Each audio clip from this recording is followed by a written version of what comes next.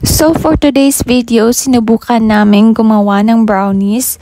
At first time namin gagawin ito. Paborito namin ng mga kapatid ko yung brownies. That's why sinubukan namin gumawa nito. Yung nasa recipe is merong peanut. So, nilagyan din namin ng peanut. Mahal pala ang ingredients ng brownies, kaya pala mahal yung pagbenta nito. So, ayan na, unti-unti na siyang naluluto. And as a first timer, syempre excited kami kung ano yung kalalabasan. So, kunin na natin sa oven at i-set aside muna natin. So guys, kung makikita nyo, parang pumalpak talaga kami dito. Dahil parang hindi siya brownies, mukha siyang cake. So, hiwain muna natin.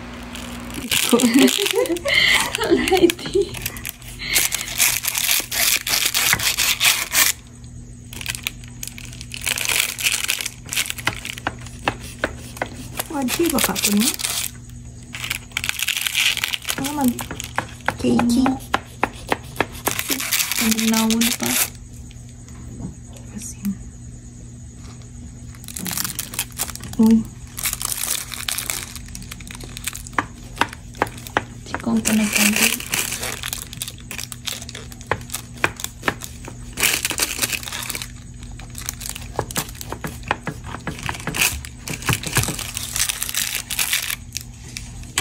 Kaya na to. So, gumawa kami ulit dahil cake yung nagawa namin, hindi brownies. Pero at least diba, marunong na rin kaming gumawa ng cake para kapag merong fiesta or merong mga occasions, meron na tayong panghanda. So, okay na to at isa lang na natin sa oven. So, dinagdagan pa namin ng chocolate kasi konti lang yung nilagay namin nung una. So, ito na siya. Luto ng ating brownies and wow, bigla kang sumakses. Parang kung makikita mo sa imagine mo, bigla kang sumakses.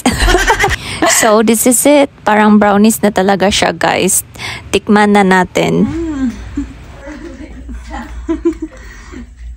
Food reviewer. Yes, you'll do now, Day. Napabit-pat ka buok, Day. Hindi ka na siya magamit sa sunod.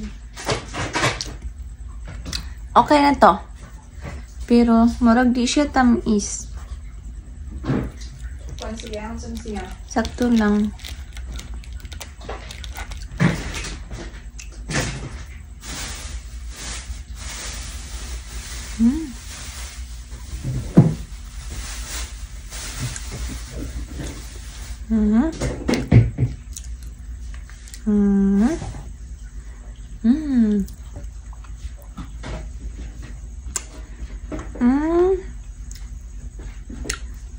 Seven over 10.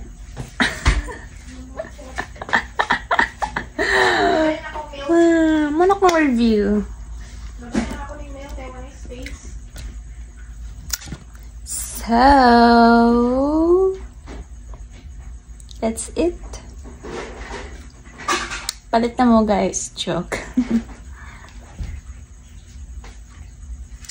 So, my comment is, ano lang siya, guys, meron siyang buo-buong chocolates. And I think wala naman sigurong ganun sa brownies. Yung brownies kasi parang chewy lang siya na basta iba siya sa cake. But, tingnan nyo yung first naming gawa versus sa second naming gawa.